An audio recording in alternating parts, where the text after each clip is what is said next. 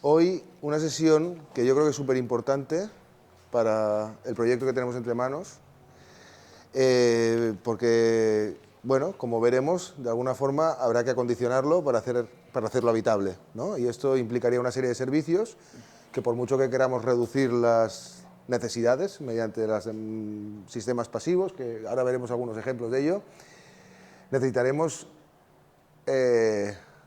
pues acondicionar los espacios a nivel de calefacción en invierno, asegurarse que hay confort en verano a nivel térmico también, habrá que calentar el agua para poder ducharse, etcétera, ¿no? Evidentemente toda la instalación eléctrica, también comunicaciones. Entonces habrá que ver hasta dónde podemos llegar y para ver cómo lo podemos empezar a plantear, o sea, a nivel de primer encaje estratégico de cómo podemos plantearnos estas cuestiones y también entender las bases de cómo se suele hacer un proyecto de instalaciones bien hecho, pues tenemos a Óscar Cámara, que es ingeniero industrial y que es de nuestra cooperativa de ingenieros favorito del mundo. O sea, es así de sencillo, ¿no? Para nosotros no tienen rival. ¿Vale? Igual que también para el tema, digamos, de asesoría ambiental, la cooperativa Iguasol, con quien trabajan muy habitualmente en coordinación, es también gente que son top, ¿no? O sea, a nivel de su enfoque, pues es un enfoque evidentemente centrado en la sostenibilidad, también es una cooperativa, no es una empresa al uso, sino que tienen un enfoque también, digamos socialmente interesante. Y bueno, desde hace un tiempo que planteamos a Iguasol si podrían echarnos una mano en WikiHousing, con la mira puesta incluso en ir más adelante con posibles nuevos proyectos de WikiHousing. Estamos sondeando con Sociedad Orgánica, con la idea cooperativa, con todo el equipo de WikiHousing y también con Iguasol la posibilidad de hacer proyecto. Bueno, hemos estado a punto de presentar un proyecto en el País Vasco que seguramente acabaremos por presentar porque hemos llegado a hablar con el gobierno vasco para hacer una especie de WikiHousing Euskadi, pero además queremos hacer el WikiHousing Lab, ¿no? Que sea realmente como la base de conocimiento de que, aparte de este piloto, que es la primera vez que hacemos WikiHousing, pues empezar a generar un banco de recursos, tanto de soluciones como de diferentes procesos de conocimiento y de tal manera que bueno, pues como la idea esta que decimos, WikiHousing se parece un poco a la Wikipedia en su esquema, en su motivación y en su enfoque, pues que WikiHousing pueda estar en Barcelona, en el Poble Sec, pero que también pudiera estar en Basauri o que pueda estar en Holanda o en Zimbabue. O sea, la idea es que el WikiHousing no es otra cosa como que esta experimentación sobre la marcha para buscar cómo hacer mejores viviendas, más accesibles, más participadas y sobre todo mucho más eficientes también, ¿no? Entonces, con Óscar hemos quedado que para calentar un poco el ambiente yo voy a hacer de telonero y os voy a presentar un proyecto hecho con gente súper joven, hace 12 años aproximadamente, 13 años, que de alguna manera se enfrentaba a la necesidad de cómo acondicionar un espacio cuando no estás en la ciudad, cuando estás lejos de cualquier red de alcantarillado, cuando estás lejos de cualquier red de abastecimiento de agua o incluso lejos de cualquier red eléctrica. Entonces, preparando la sesión, el otro día hablando, dijimos, pues, ¿por qué no dedicamos 10 minutos, van a ser 10 minutos, para ver esta experiencia con gente muy joven, con un presupuesto muy, muy ajustado, no sé a qué me recuerda, pero en lugar de estar en el centro de la ciudad, estaba en un lugar cercano a Sant Pere de Torelló, la provincia de Barcelona, ¿vale? Entonces, bueno, os quería llamar la atención primero sobre este dibujito, que os recuerda algo, o sea, lo primero que pensaríais si veis este dibujo, ¿qué diríais que es?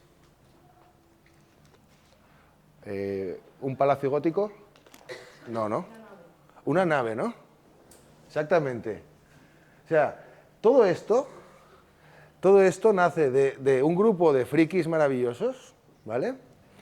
Que tenían una asociación sobre el tema del juego del rol, donde, sobre todo los fines de semana, pero también en distintas ocasiones del año, se juntaban como para imaginar que se repartían unos roles como de una situación estelar, cósmica, extraña, en la que una nave, que es esta Elecatrax, había aterrizado forzosamente en el planeta Tierra y se había visto obligada a sobrevivir. O sea, sería población alienígena viviendo en la Tierra en un lugar indeterminado donde tendrían que ser autosuficientes, ¿no? Y esta idea de la autosuficiencia, esta idea del soporte vital era fundamental. Entonces, claro, no sé por qué esta gente no se fue a encargar el proyecto a Ricardo Bofill o a Oriol Bohigas y vino a nosotros a pedir que si podíamos ayudarles a construir esta nave para jugar de verdad. Y para jugar de verdad, ¿qué significaba? Que se querían ir a vivir a la nave y estar un número indeterminado, o sea, unas cuantas personas, un tiempo indeterminado, y ya veremos que al final se consiguió. Entonces, esta es la locura que os quería presentar y este es el juego que diseñamos juntos y juntas para simular estas situaciones que iban mucho más allá del juego de la nave, sino que podría ser cómo configurar una pequeña comunidad autosuficiente en base a una serie de cartas que en lugar de tener los palos que conocemos en, yo qué sé, en los juegos de naipes, como podría ser picas, corazones y diamantes y todo ese tipo de cosas, los palos eran, por ejemplo, materiales de construcción, energía, otro tipo de soporte vital, como todas las cartas que podrían ayudar a configurar un pequeño asentamiento, ¿no? Entonces, no voy a explicar el juego, algún día podría hacerlo más adelante, cuando, por ejemplo, podamos jugar dentro de WikiHousing. Y esto era dentro de un cacharro que habíamos construido previamente, justo en 2007, hicimos esta sesión donde estábamos diseñando el juego. Aquí se ve que el juego todavía no era ni versión definitiva, era papel normal, impreso, ¿no? Mientras que al final acabamos teniendo una versión super chachi que se vendía en las tiendas de Barcelona y también se vendía por internet del juego como bien configurado, que tenía sus instrucciones y donde podía, esto está sacado de las instrucciones que te explicaban cómo es la dinámica del juego. En el centro, en lugar de una banca, lo que había era una deschallería, o sea, un punto verde, y esto, pues que te daban la carta, la recibes aquí de la deschallería, aquí, si la has empleado, es una carta de acción, la girabas, estas eran las de vivir, y de alguna forma, este era un poco la zona, este era el nivel de la vivencia, este es la producción, y esto era material que estaba preparado para ser montado. Pues con eso se iban configurando las cosas. Esto es una carta, por ejemplo, con sus iconos, que son las variables computacionales, era la carta del bambú, como podría ser otro tipo de material de construcción, otro tipo de tal. Las herramientas que necesitas para implementarla, o sea, las herramientas o el conocimiento que necesitas para montarla, para implementarla, y las necesidades de transporte. Entonces todo iba con una combinación, tú podías tener una carta de una furgoneta o una carta de un camión grúa. Bueno, no os voy a explicar del todo el juego, pero que ya veis qué paranoia, ¿no? Entonces, simultáneamente, nos invitaron de un festival en Reus para montar una especie de pabellón, donde al final acabamos exponiendo este tipo de prácticas, pero bueno, al final es lo que queríamos aprovechar la experiencia de que había un cierto presupuesto por parte del festival para alquilar unos contenedores y una estructura metálica que al final no fue alquilada, fue cedida gratuitamente por las dos empresas, que además resulta que eran familia entre ellas, y conseguimos unos contenedores que al final acabamos comprando, porque los destinamos a la nave, y la estructura metálica que la usamos en más ocasiones, pero al final la acabamos devolviendo. Porque este tipo de estructura es interesante porque se monta y esto todo lo montamos en un día y lo desmontamos en una mañana. Y bueno, mirad, tiene 3 plantas y además no teníamos ni idea, era la primera vez que lo hacíamos. Esta escalera sí que la hicimos previamente, expresamente. Bueno, da igual, una serie de elementos, la escalera, la estructura, los contenedores, que después volvimos a montar en otro festival, que en este caso lo organizábamos nosotros mismos, y que de la configuración que tenía en 3 pisos y de esta manera más compacta, la pasamos a esta otra manera porque era la ribera de un río y teníamos como un espacio para dejarlo que era mucho más lineal. Bueno, esto lo explico porque este mismo material, no todo él, pero buena parte de él, al final acabó yendo a 2 proyectos. De aquí repartimos material y la escalera, barandillas y alguna de las vigas fueron un proyecto de Santiago Cirujé de Recetas Urbanas en Girona. Esto es el río, es el Ter, ¿no? En Girona. ¿Conocéis este rincón en Girona? Sí, es bastante excéntrico, ¿no? No excéntrico, excéntrico. Excéntrico es lo que hay arriba. Aquí hay un punto de información turística y detrás está el pequeño Museo de Arte Contemporáneo de Girona. Entonces, aquí arriba se hizo esta instalación que pretende ser una vivienda para que artistas estuvieran en residencia durante un periodo de algunos meses. Y el de abajo es la nave. Entonces, ahora veremos cómo con estos materiales y otros que se fueron consiguiendo por el camino, se acaba configurando este dibujo que tenemos, que bueno, que o sea, el dibujo está hecho en base a los materiales que podíamos recopilar. Aquí están los 2 contenedores marítimos. Aquí hay una antena parabólica, aquí hay unas chimeneas, aquí hay un depósito de agua, o un calentador, no se sabe muy bien. Bueno, esto es el esquema de cómo pretendíamos y más o menos conseguimos que la nave funcionase de forma autónoma.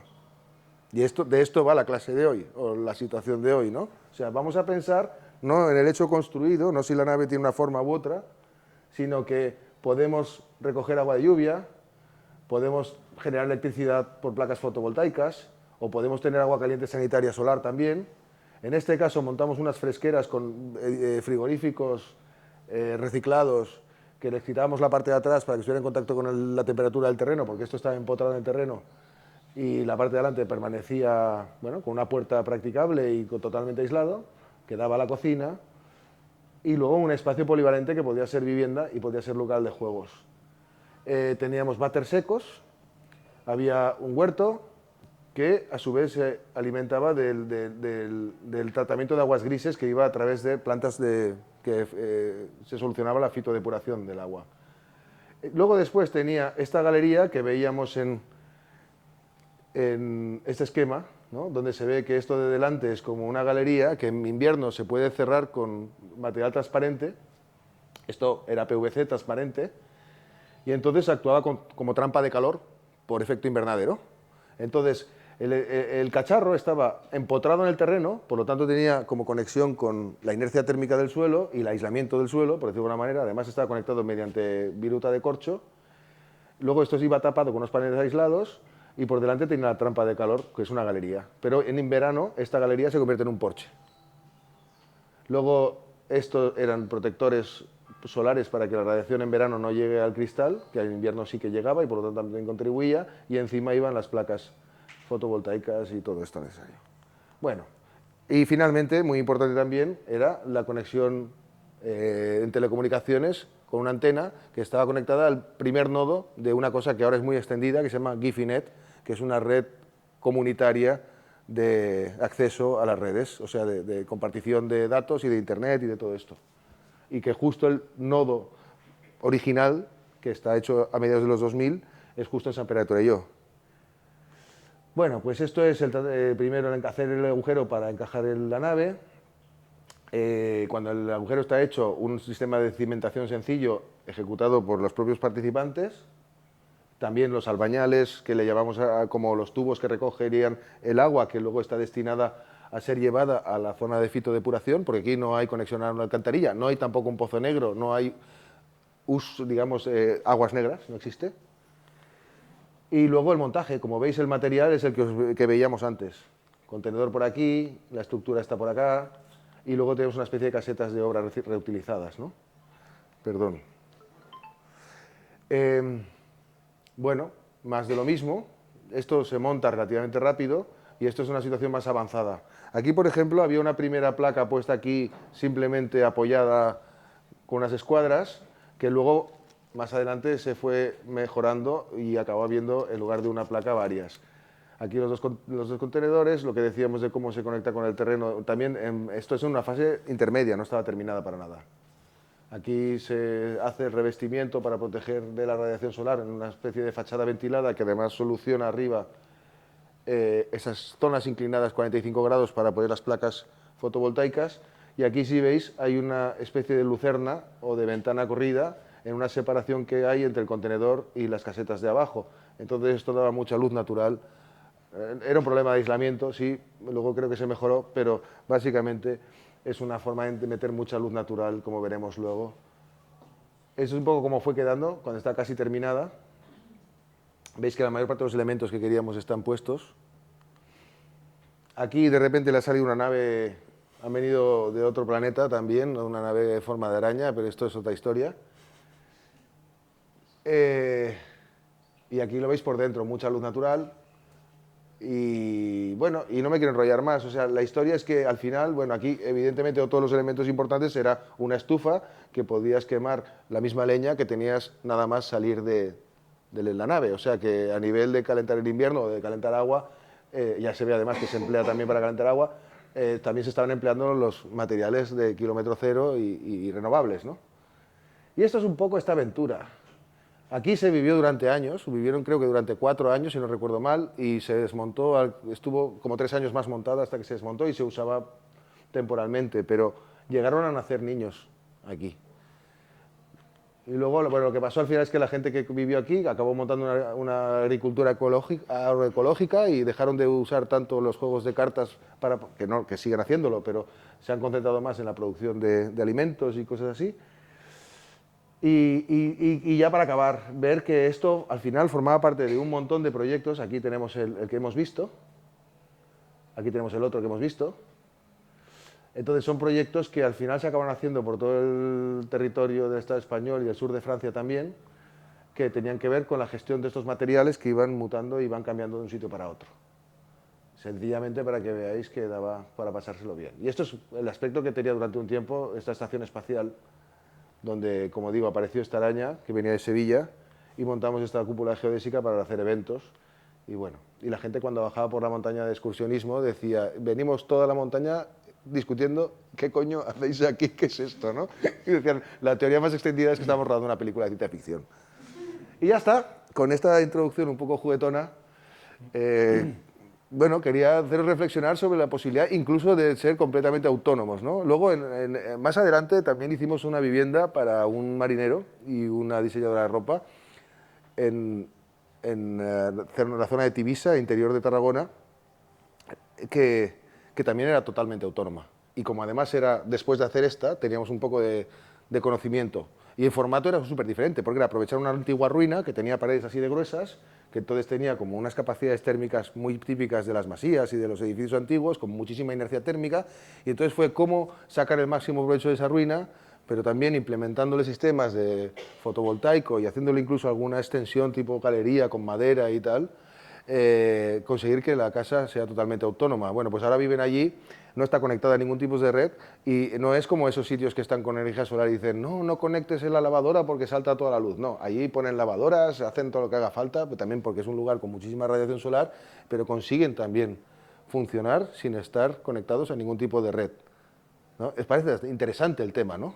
Entonces la pregunta ahora es, bueno, yo creo que Óscar nos va a explicar cosas desde un momento muy diferente, me imagino que empezarás a explicar un poco el fundamento de vuestra práctica. Sí, la idea es tampoco no entrar en algo muy riguroso, porque solo por listar todos los sistemas que hay, pues pasaríamos la tarde. La idea al final es intentar hacer eso, una recopilación de lo que serían conceptos más básicos, y luego también me centraría en algunos que a lo mejor serán los que luego veo más o podríamos ver más directo aplicables al proyecto.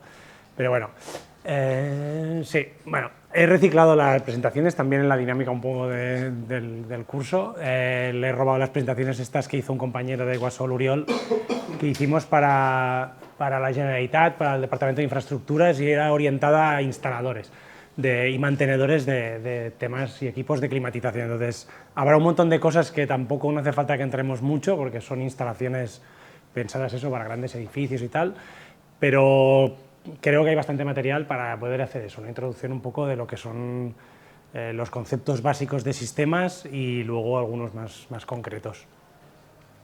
Es un curso que también hicimos conjuntamente con Sociedad Orgánica, que comentaba antes.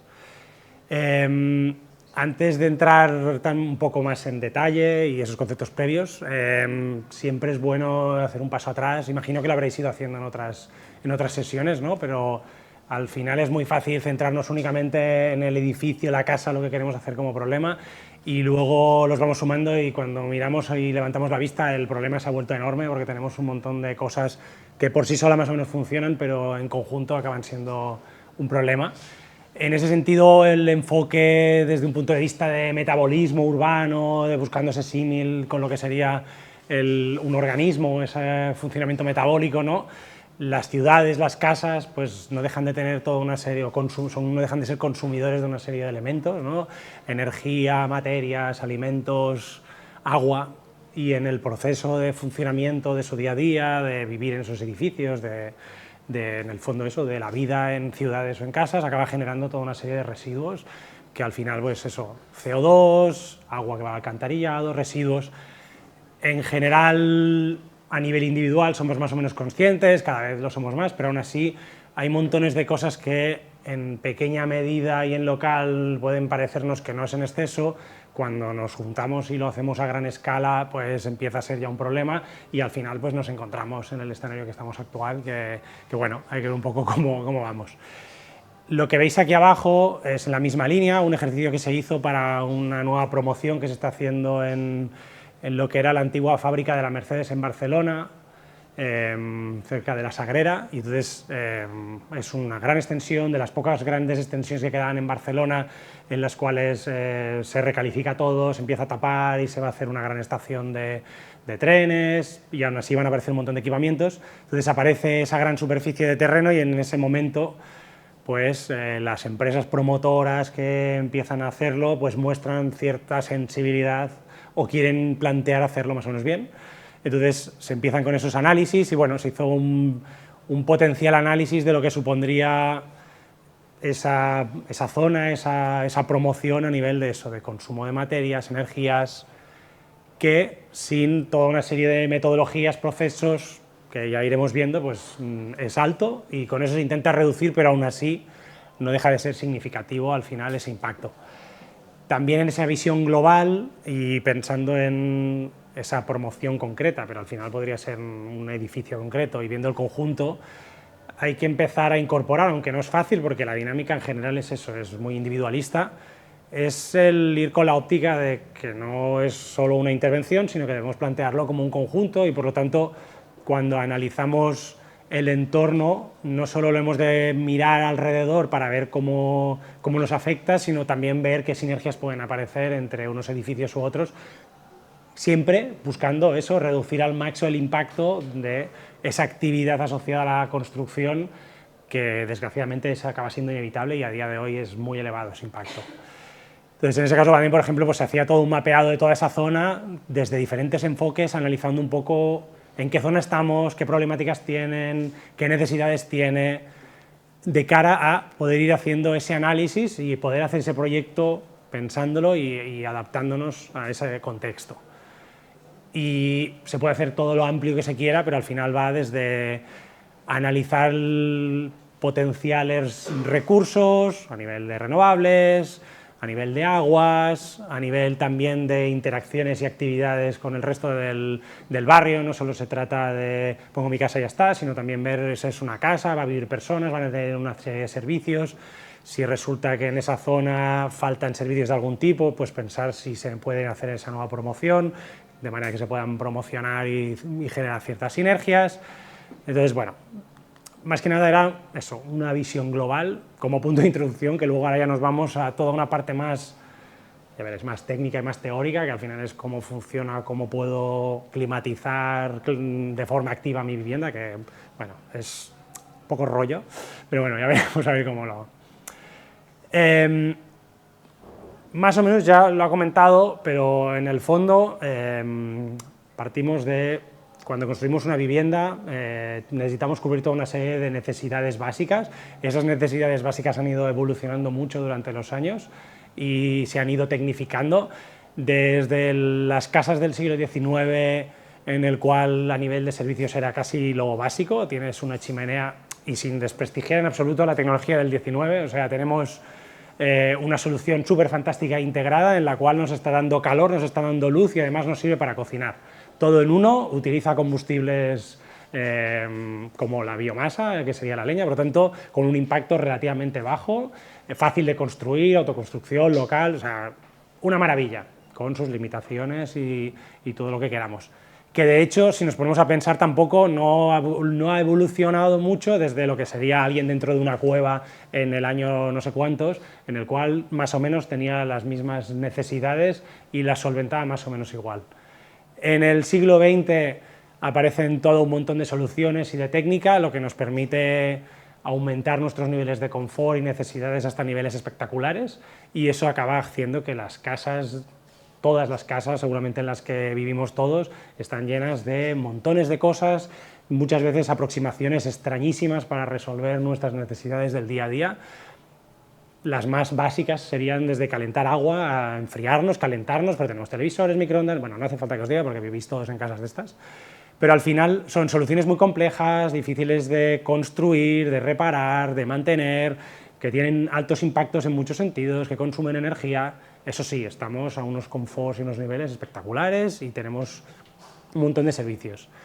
Las casas del futuro o los siguientes pasos deberían tender a, no digo volver al 19, pero sí que deberíamos intentar buscar soluciones que reduzcan y simplifiquen todo lo que habíamos planteado hasta ahora para poder mantener unos buenos niveles de confort. Eso nos hemos puesto muy finos desde el siglo XIX, pero intentando eso, no gastar energías en exceso, no gastar materiales, no gastar agua, que se pueden reparar, que se pueden reutilizar. Es un reto enorme y se tiene que enfrentar de montones de opciones. La primera de base, y entiendo que es lo que habéis ido diciendo hasta ahora, es en la propia vivienda, antes de nada. Y de hecho, antes de eso, en las propias personas. Es el típico de reduce y luego ya buscas otras soluciones que, más allá de que tus demandas han bajado, buscas soluciones que aún tengan menos demandas. Empiezas por la vivienda, buscas toda una serie de soluciones. Yo hoy casi no voy a hablar de eso, solo voy a hacer algunas menciones en la parte de ventilación, pero se supone que ya trabajaréis o ya habéis trabajado en cómo conseguir que el edificio en sí consuma lo mínimo posible en ventilación, calefacción, en iluminación. Entonces, para lo que nos queda será lo que entramos ahí, que serán los sistemas, la parte activa, cómo consigo iluminar, calentar el agua, climatizar, que eso sí, tendremos que hacerlo con mecanismos dentro de lo que cabe activos que van a consumir, pero intentaremos que sean lo mínimo posible. En la línea de antes y también con la parte más de conceptos básicos, en la parte de confort no solo se trata de tener una temperatura y de estar calientes, sino que también hemos de estar frescos en verano. No solo es un tema de temperatura, también hay un tema de humedades relacionado con esto. En Barcelona lo podemos notar mucho y podemos tener unas temperaturas que en comparación con Madrid son relativamente bajas, pero a nivel de confort la humedad pues se nota muchísimo. Está muy relacionado, tampoco vamos a entrar, en cómo nuestro propio cuerpo intercambia calor y energía con el exterior. Uno de esos mecanismos es el sudor. Para que haya sudor necesita evaporarse. Luego os he colado por ahí una diapositiva sobre el tema, pero bueno, ya... Pero en el fondo, para que en un espacio en el que queremos ocupar nos sentamos cómodos, requiere que nos encontramos en esas zonas de confort, que es esa relación entre humedad, temperatura, y no solo eso, sino también si tenemos una pared o un elemento que irradia calor, eso también puede resultar incómodo.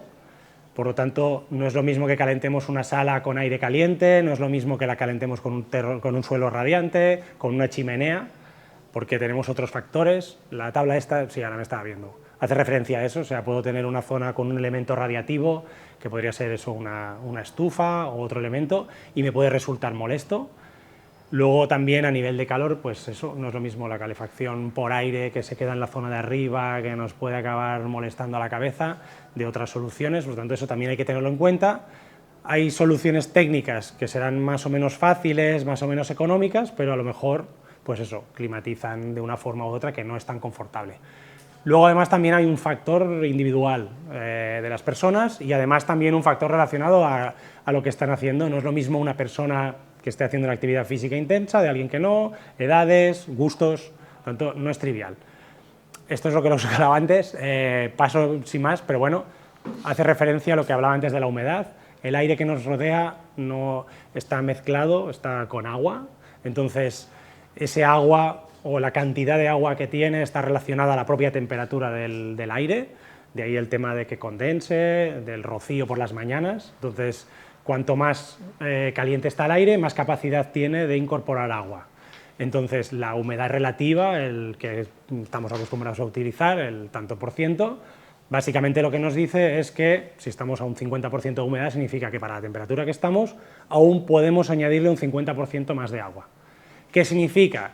Que si estoy en un entorno en el que estoy a 20% de humedad, lo voy a notar seco, se me va a secar la cara, los ojos, la boca. Si estoy en un 60 o un 70 me voy a notar incómodo porque va a haber mucha humedad y básicamente porque no voy a ser capaz de refrigerarme por evapotranspiración.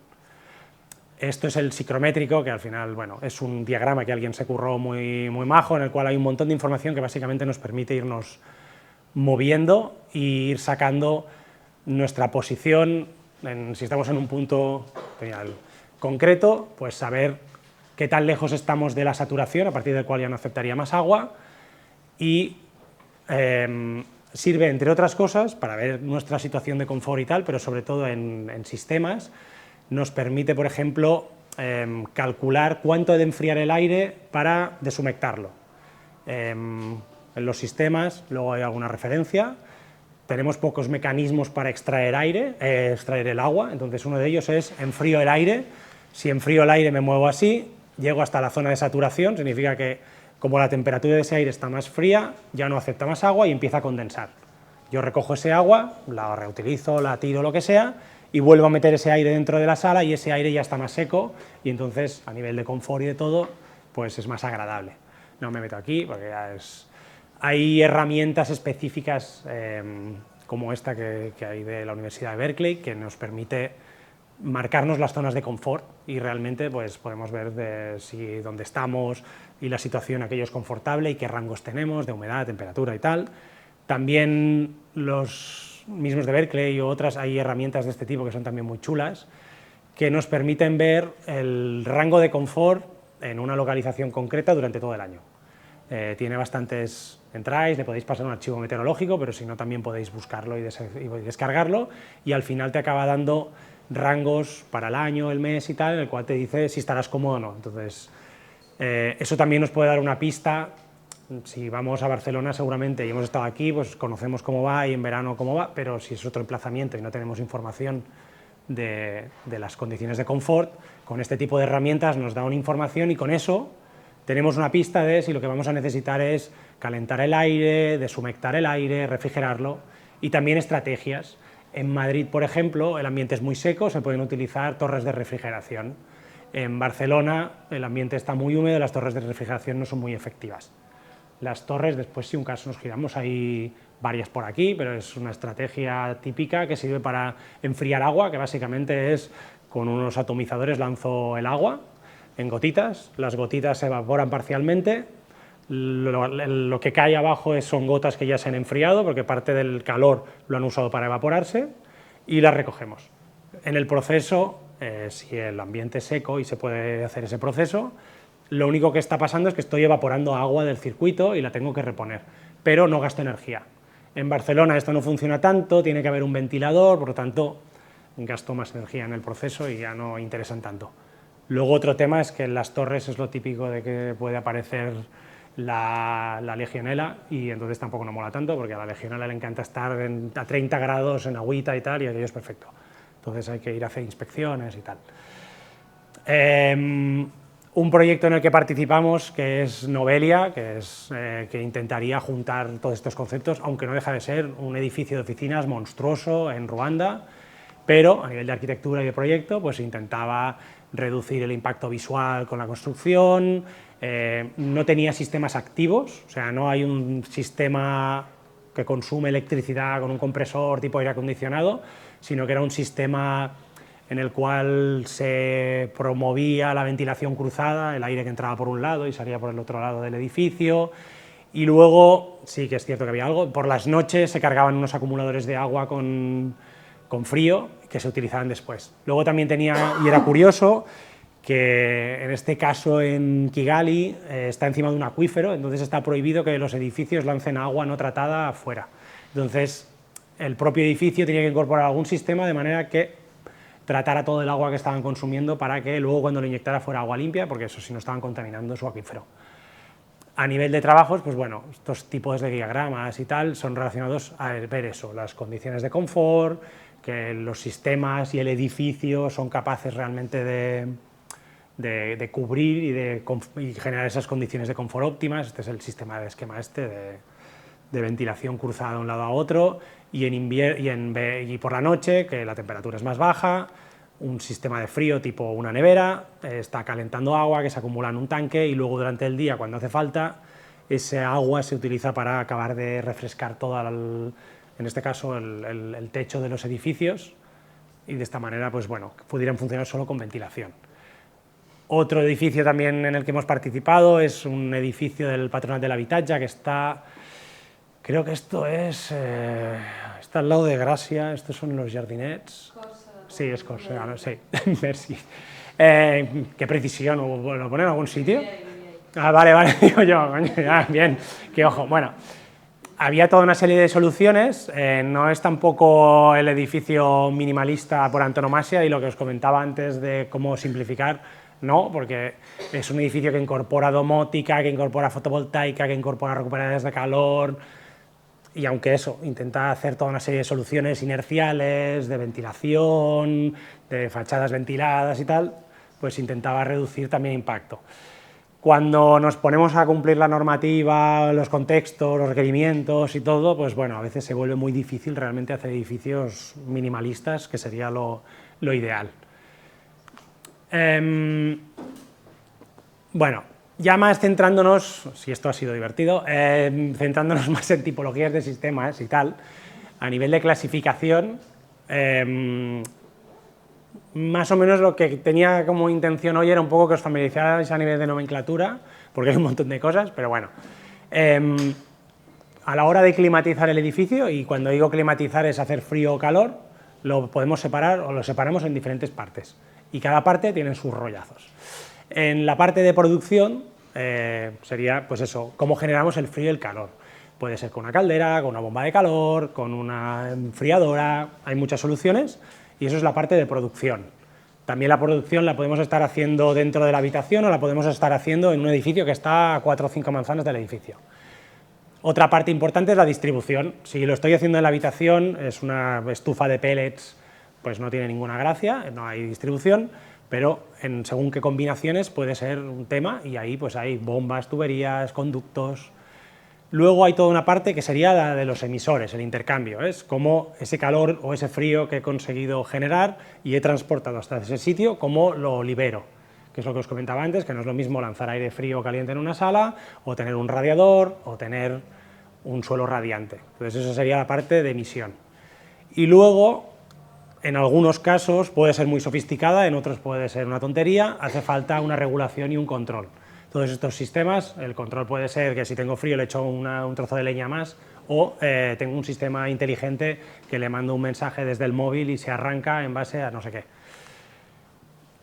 Otra muy relacionada, y luego cuando entremos con el tema de distribución sobre todo, es esta pequeña así reflexión, en los fluidos con los que trabajamos, sobre todo cuando no estamos haciendo in situ esa energía, que sería el caso este que ya os he dicho, de la chimenea o la estufa de pellets, vamos a necesitar transportar ese frío o ese calor de alguna manera. Y tradicionalmente lo hacemos de 3 maneras. Con aire, serían los típicos sistemas de conducción y tal. De hecho, estoy intentando ver qué tiene esta sala, no lo tengo muy claro, me voy a callar, imagino que hay algo ahí debajo, sí, pero tampoco no los veo, pero bueno. Sí, entonces nos podríamos intuir que a lo mejor hay un sistema por aire, pero tampoco me aventuraría, pero bueno. Entonces, bueno, básicamente es calentamos el aire o lo enfriamos y lo llevamos hasta la sala. La otra opción es el agua, los típicos radiadores seguramente domésticos y tal, por dentro circula agua. Y luego refrigerantes, los fluidos que van por el interior de la nevera, por ejemplo, pues serían fluidos refrigerantes. Entonces, en el caso del agua y el aire, lo transformamos en forma de calor latente, por diferencia de temperatura. Es agua caliente, aire frío. En cambio, en los fluidos refrigerantes jugamos con el cambio de fase. Nos llega un fluido que está en un estado líquido y lo evaporamos a un estado gaseoso. Entonces, el cambio de fase tiene mucha más energía. Entonces, esto nos da, no entro en la formulación ni en nada, pero a nivel de, digamos, potencia térmica, vemos que realmente el refrigerante nos da muchísima más potencia para los mismos volúmenes o velocidades. Entonces dices, ostras tú, eso nos afecta en cantidades de material que movemos, o sea, si hemos de mover un montón de aire, pues hay un ventilador que lo mueve, hay que hacer un tubo. ¿Esto de aquí son caudales? No, de hecho, estaríamos, bueno, a la misma velocidad de conductos de aire y tal, a nivel de caudales estamos en los mismos, ¿no? Porque tenemos 1 metro cúbico y aquí tenemos 1000 litros, no sé por qué lo han hecho así, pero moviendo la misma cantidad de fluido, agua o aire, y con los delta T de trabajo normales y condiciones normales, que serían 10 grados, es un poco trampa porque a veces no trabajamos a 10 grados, pero para poderlo comparar, tenemos eso, unas grandes diferencias, y realmente un fluido refrigerante, digo refrigerante, pero también sirve para el calor, puede mover una cantidad enorme de energía. Entonces dices, ostras, tú, pues vamos al fluido refrigerante, que esto es una caña. Pero realmente no es tan estupendo. Aunque se usa mucho, y de hecho luego habrá algún ejemplo que os enseño. Este tipo de fluidos refrigerantes, que son los HFC, hidrofluorocarbonos creo que son, ahora no recuerdo, pero no me hagáis mucho caso. Bueno, tenemos que se ha ido reduciendo su uso con los años, ¿vale? Y de hecho hay previsiones de que bajen aún más. El coste va aumentando, son diferentes tipos, tampoco entramos. Y el problema principal llega aquí. Esto es el Global Warming Potential, que vendría a ser una unidad equivalente del impacto de cambio de calentamiento global. Entonces tenemos que hay que ir con cuidado porque el CO2 es malísimo, no sé cuántos, pero resulta que estamos usando muchos otros gases que en la atmósfera son aún más nocivos y generan más efecto invernadero. Y unos de ellos son estos tipos de fluidos.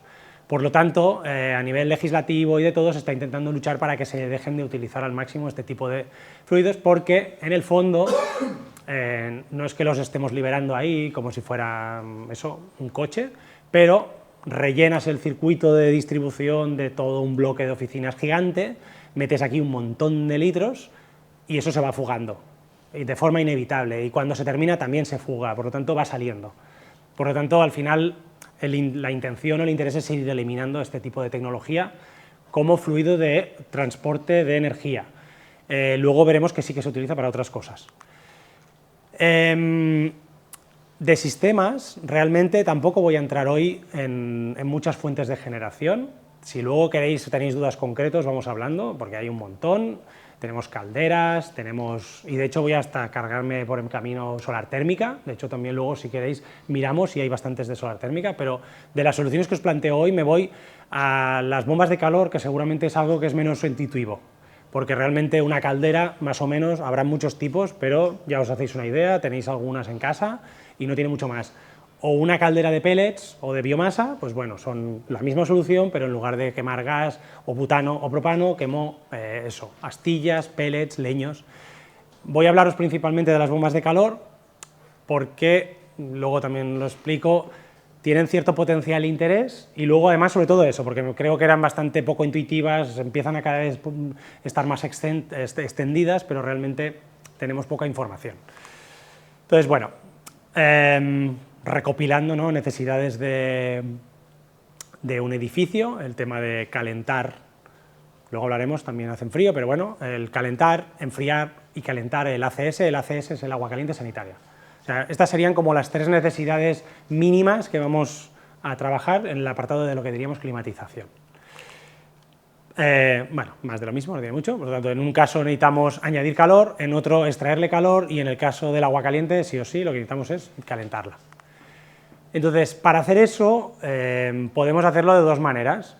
Tenemos una fuente de energía que extrae el calor o emite el calor a una temperatura superior al ambiente, por lo tanto, de forma natural, el calor fluye de una temperatura más alta a una más baja, por lo tanto, si tengo una caldera, una estufa en medio de la habitación, está a una temperatura más alta, fluye de forma natural, se puede transmitir.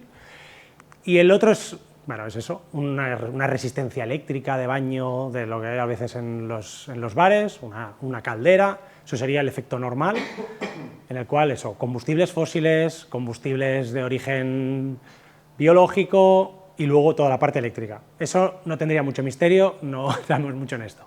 Entonces, en el otro escenario tengo energía, pero esa energía está a una temperatura inferior a la que tengo el sitio que quiero calentar. Entonces, eso ya de forma natural, el calor, la energía no fluye de eso. Por lo tanto, yo puedo abrir mis ventanas de casa, estoy en invierno y estoy al exterior, estoy a 10 grados, yo querría estar a 20 en mi casa. El aire del exterior algo de energía tiene, porque estoy en Barcelona, el sol ha calentado, pero por mucho que abra las ventanas no consigo que el calor entre en mi habitación.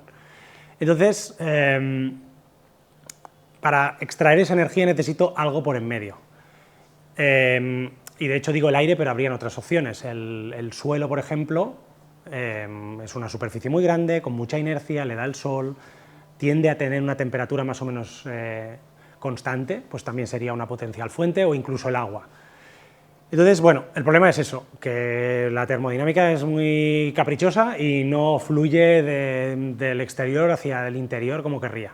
Entonces, para eso necesito algo, y ese algo es un ciclo termodinámico, una bomba de calor, que básicamente, con la ayuda de algo, en el caso de las bombas de calor típicas es un compresor, electricidad, consigo extraer energía de un foco frío, que diríamos, y ponerlo en un caliente. Eso vendría a ser un poco el principio fundamental de una bomba de calor. No tiene más, sin entrar en más detalles, ¿no? Pero conseguimos, este sería un esquema muy minimalista de lo que es una bomba de calor, y sería un ciclo. Entonces, esto de aquí tan feo y tan mal dibujado es un compresor. Este compresor lo que hace es empujar el fluido que circule por un circuito que está cerrado, y siguiendo ese circuito soy capaz de extraer energía en un foco frío, por ejemplo el aire exterior, y luego cederla al interior. Este sistema es el mismo que encontramos detrás de cualquier nevera. Nuestras neveras tienen un compresor y tienen un ciclo termodinámico detrás, y que funcionan bajo el mismo principio.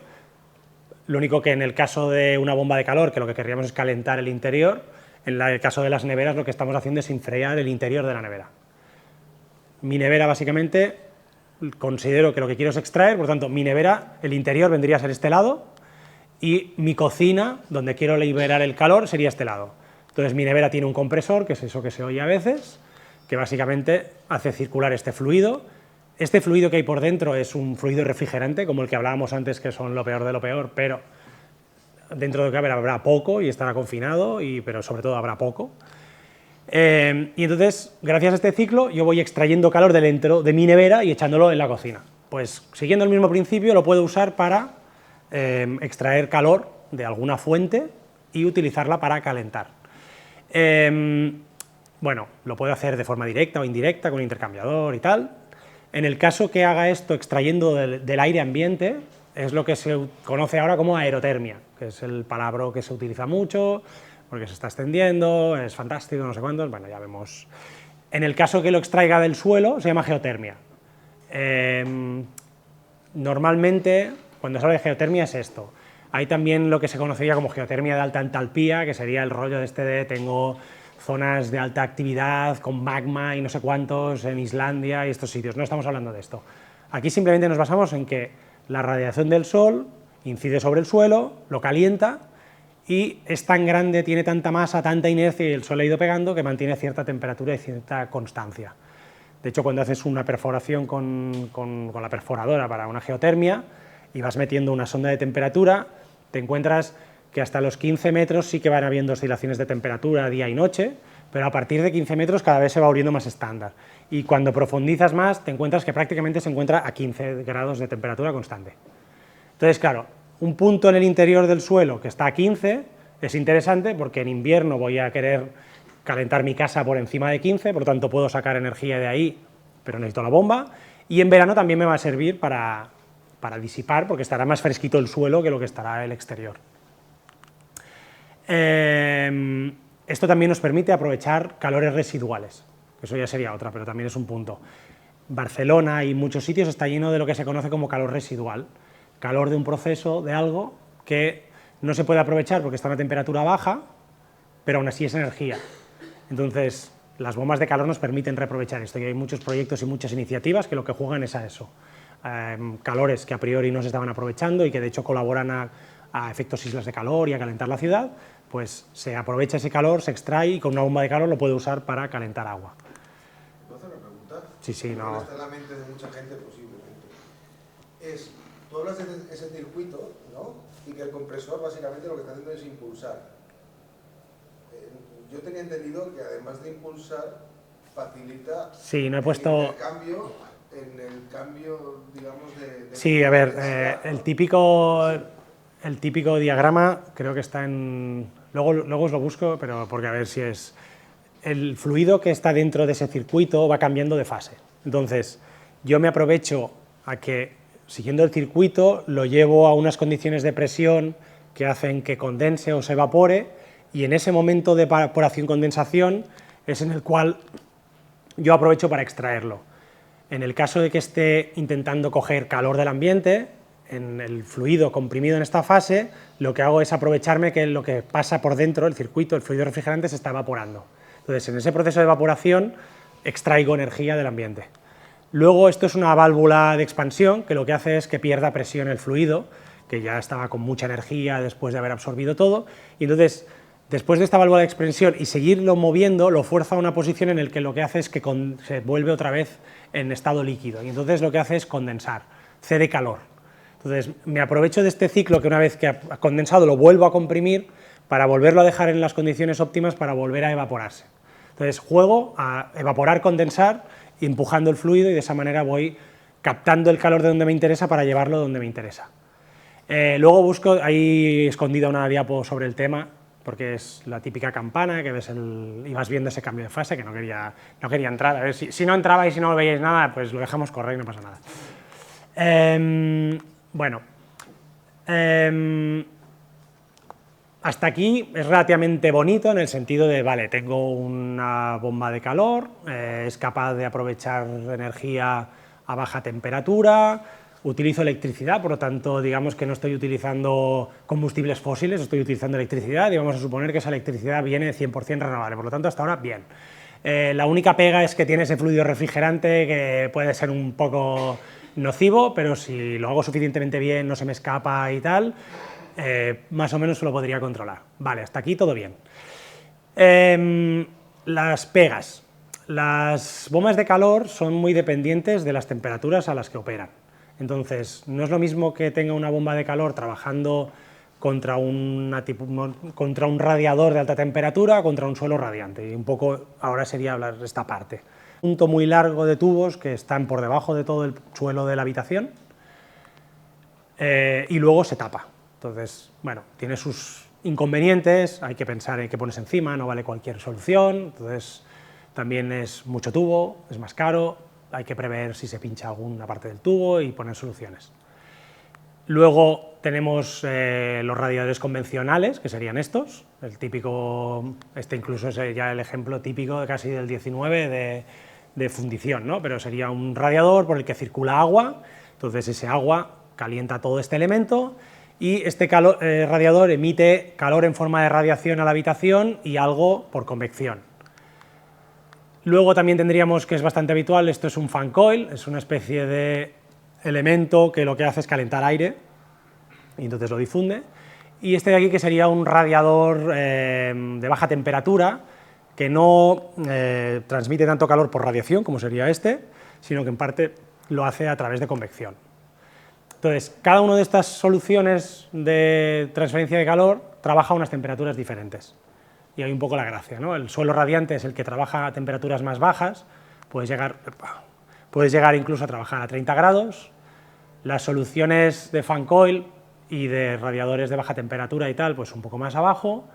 Y luego los radiadores clásicos, que bueno, incluso hay hasta de temperaturas de 70 a 80. Entonces, esto, luego vuelvo aquí otra vez, tiene mucha afectación con el rendimiento de las bombas de calor. El rendimiento así por antonomasia que se utiliza en las bombas de calor es el COP, el COP, que no es más que la energía, el calor que tú eres capaz de generar con esa bomba de calor dividido por la electricidad. Por lo tanto, cuanto mejor es una bomba, más alto es su COP. Entonces, en modo calor, una bomba doméstica normal está alrededor de 4,5 o 5. ¿Qué significa eso? Que por cada kilovatio de electricidad que le pongo, me genera 5. Si lo que tengo es una estufa eléctrica, es 1 a 1, para que os hagáis una idea.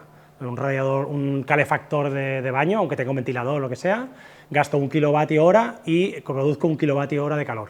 En cambio, con esto estaría generando, si es de un COP de 5, estaría generando 5 kilovatios horas de calor por cada kilovatio eléctrico que gastara. Entonces, en ese sentido, tengo una eficiencia considerable. El tema es que, bueno, como os comentaba, en función de la temperatura de trabajo, el rendimiento varía. Entonces, si intento trabajar una bomba de calor a 65 grados, y ya os digo que este radiador no va a 65, fijo que va a 70 o 80, pero supongamos que me lo creo, el COP bajaría hasta 2. En cambio, con un suelo radiante, que la temperatura está a 30, pues puedo trabajar con un COP de 5. Entonces, Esto hace que hay que tener en cuenta con qué estoy trabajando, y aunque la bomba de calor es una solución muy interesante, de todas formas, pues hay que ir con cuidado porque no puede trabajar con cualquier cosa. Otro tema que está relacionado con este tema es a nivel de frío. Hasta ahora estábamos hablando de hacer calor, entonces las bombas de calor, muchas de ellas son reversibles. Luego creo que hablar, pero bueno, son reversibles, o sea, puedo invertir el ciclo y cuando estaba haciendo frío en un momento dado, puedo hacer lo que haga calor y al revés. Entonces, en ese sentido también son interesantes porque solo necesito un cacharro para hacer el frío y el calor. El tema es que, claro, si yo conecto la bomba de calor a según qué elementos, pues no puedo utilizarlos para hacer frío.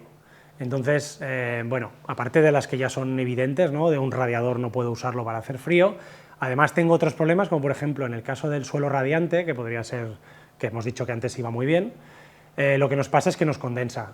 Si la temperatura a la que estoy haciendo pasar el fluido por el suelo es más alta que la temperatura del bulbo húmedo, a partir de la cual condensa, que era aquello que os enseñaba antes, pues me aparecen condensados, ¿no? Me aparecen charcos, humedades. Entonces, puedo solucionarlo haciendo que la temperatura de impulsión pues sea más alta para que no me pase esto, pero entonces la potencia del suelo radiante baja. Entonces, si quiero hacer frío y calor con bombas de calor y quiero utilizar un suelo radiante, pues seguramente me faltará potencia. Dime. ¿Se puede combinar el uso de suelo radiante? O sea, yo sé que, por ejemplo, en sitios como Barcelona, que tenemos un verano húmedo, el suelo radiante en principio no va bien, es desaconsejado normalmente. Pero se podría, mediante, supongo, controlar la temperatura de impulsión para que esté por debajo, ¿ves? ¿No? Sí, esto lo he visto con el serial, sí. Pero también usando deshumidificadores, como comentabas en algún momento, la combinación de las dos cosas podría hacer que se pudiese emplear el suelo radiante para refrigerar en climas como el de Barcelona. Teóricamente sí, lo único que la deshumectadora no deja de ser también una especie de bomba de calor que está sacando el agua. Entonces, se puede hacer, pero la propia deshumectadora, luego hablamos, pero una deshumectadora en el fondo lo que necesitas es mover aire. Entonces, si ya estás moviendo aire, realmente lo que se acaba haciendo son una solución que tienes suelo radiante para el invierno y luego por aire para el verano, que son los fan coils. Entonces, en el fondo, cuando tú tienes un fan coil, parte del agua está condensando, ya está haciendo esa función de deshumectadora.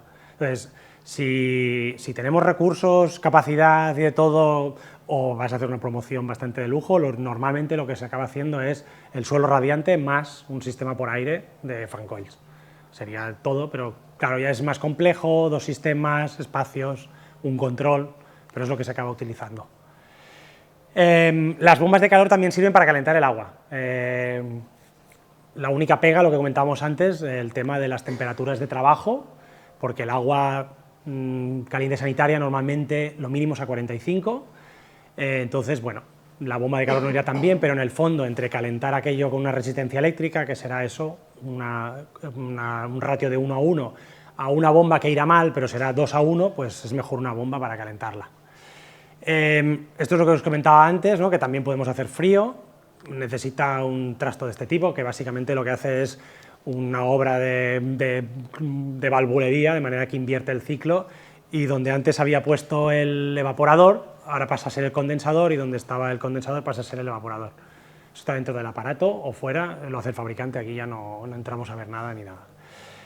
Una cosa que tienen interesantes este tipo de sistemas a veces es también el tema del enfriamiento pasivo. Hasta ahora estoy usando el compresor, o sea, estoy consumiendo electricidad, pero en algunos momentos, no con el aire ni con otros intercambios, pero con el suelo o con agua, me puedo encontrar que simplemente con circular el agua del sistema por el suelo o por el agua es suficiente para refrigerar. Entonces, de esta manera no arranca el compresor y la eficiencia aún es mayor. Bueno, es un tema de eso, valvulería de 3 válvulas que bypasseas la bomba de calor, de control, pero bueno, que hace que las eficiencias vayan aumentando cada vez más. Al final puedes acabar haciendo una solución integrada con todo, y a día de hoy hay equipos o soluciones que te permiten hacer frío-calor, puedes captar de un sitio a otro, el free cooling y hacer ECS. Y ya rizando el rizo, además, te puedes encontrar soluciones que además puedas resolver cosas combinadas. No será seguramente el caso de una vivienda, pero en algunos casos nos podemos encontrar que por orientación o por usos, en una zona necesites calor y en otra frío. Hay soluciones de bomba de calor que te permiten literalmente coger el calor de un lado para pasarlo al otro, de manera que estás refrigerando a la vez que estás aportando, por lo tanto la eficiencia de esto es muy elevada porque prácticamente no estás lanzando calor a ninguna parte, sino que lo estás reaprovechando, por lo tanto, bueno, puedes hacer cosas así muy interesantes. Me la salto esta. Hay otras cosas aparte de las bombas de calor, hay las máquinas de absorción que en lugar de utilizar electricidad utilizan calor. Bueno, digo que son estos aparatos. Por ejemplo, hemos tenido proyectos en los cuales tenían problemas de suministro eléctrico. Entonces querían soluciones de refrigeración, pero no tenían electricidad o no podían fiarse de la electricidad. Entonces, lo que estaban haciendo o que estaban buscando eran soluciones que no necesitaban electricidad. Entonces, una de ellas es un tipo de bombas de calor que lo que utilizan en lugar de electricidad es calor. Son otro tipo de ciclo, que es el ciclo de absorción, y se utilizan en otras tecnologías, pero bueno, hay cosas de estas. Y también hay otro tipo de cosas, que sería el efecto Peltier, el efecto Sieber, que directamente puedes hacer frío o calor con electricidad. Ya es muy así, pero por ejemplo, creo que son los satélites, y creo que aparecían en los proyectos Apolo y tal, para generar refrigeración. No, era para generar. El Peltier hace frío a partir de electricidad, pero la inversa también funciona, que es el Sieber, que lo que hace es, a partir de frío y calor, hace electricidad. Entonces creo que la mayoría de los satélites y el Apolo lo que incorporaban eran pilas nucleares y aprovechaban el calor de esas pilas y cogían ese calor y con el efecto Peltier generaban electricidad. Bueno, lo típico que vais a tener una pila nuclear en la casa y será una solución muy práctica. Bueno. Perdona una cosa, es que no sé si te he entendido bien. Dime. Has dicho que te ibas a... No sé si te lo has saltado por algo o si te lo has dejado para después. No quería entrar mucho en detalle porque realmente los ciclos de compresión por absorción... No, me refiero antes, hace un buen rato, has dicho que te ibas a cargar la solar térmica. Ah, sí, no pensaba... No, si luego hablamos más en detalle, o sea, conceptualmente no tiene mucha dificultad y a día de hoy a nivel de soluciones y tal... yo diría que lo dejamos más para el final del debate, pero realmente Aiguasol empieza en el 98 con gente que sale de la UPC de Tarrasa haciendo solar térmica solo, y seguramente hasta el 2002, 2005 prácticamente era nuestra actividad principal, y a día de hoy hacemos 1 o 2 proyectos de solar térmica, pero no hacemos nada más. Porque realmente... bueno, entramos ahora. Tiene cosas muy interesantes desde el punto de vista de... Es una tecnología muy sencilla, o sea, en el fondo el sol nos rodea, es muy fácil. A nivel de tecnología también tiene muchas ventajas porque realmente es extremadamente fácil hacer un captador, no tiene ninguna tecnología. Un captador no deja de ser una caja con un aislante, un cristal y una placa metálica con unas aletas y unos tubos. De hecho, la gracia es que prácticamente cualquiera se puede hacer uno, y hay soluciones que no son muy eficientes, pero son muy sencillas, directamente de policarbonato celular que se pinta de negro y que haces pasar agua por dentro y tal. Por lo tanto, desde un punto de vista de material, a nivel de impacto y a nivel de facilidad de reparación y de uso, es una tecnología que no tiene parangón y es muy buena en ese sentido. Luego, llegar a coberturas relativamente elevadas, 70% de cobertura, o sea, del 70% del agua caliente que necesito la hago con solar térmica, con un acumulador, y hablando de todo el año. No significa que todo el año tenga el 70%, pero que en verano no uso nada.